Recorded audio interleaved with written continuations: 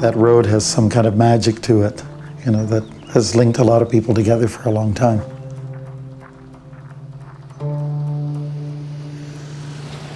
When I was a child, Wawa was the only community of its size without a road link.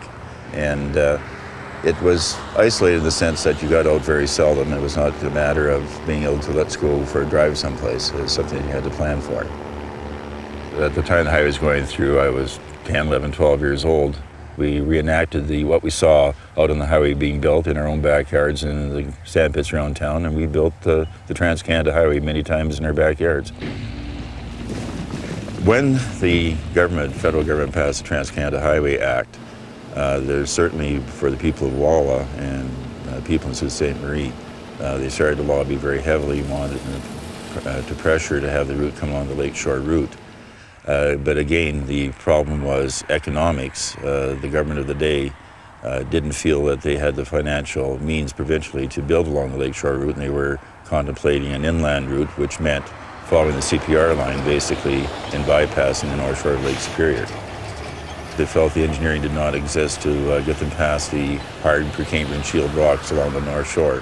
It was thought to be unpassable or insurmountable as an engineering challenge. Of course, the people in Wawa later on felt that if you build through the Rockies, you certainly build through the North Shore of Lake Superior.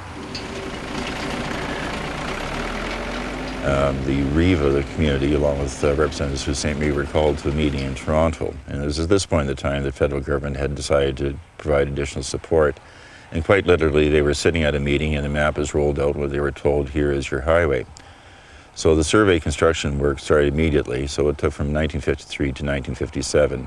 Not just to build the gap from Agawa to Marathon, but to actually reconstruct the entire road from Sault Ste. Marie to Thunder Bay.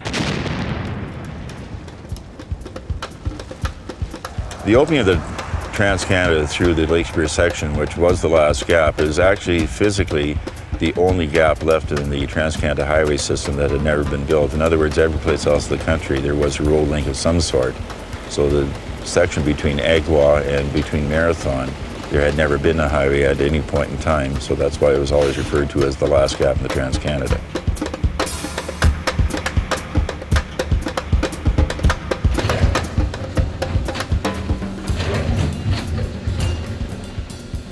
Even prior to the opening in September 1960, of course, there was this absolute desire to get out, and there was travel permitted over the construction roads the year or two prior to that.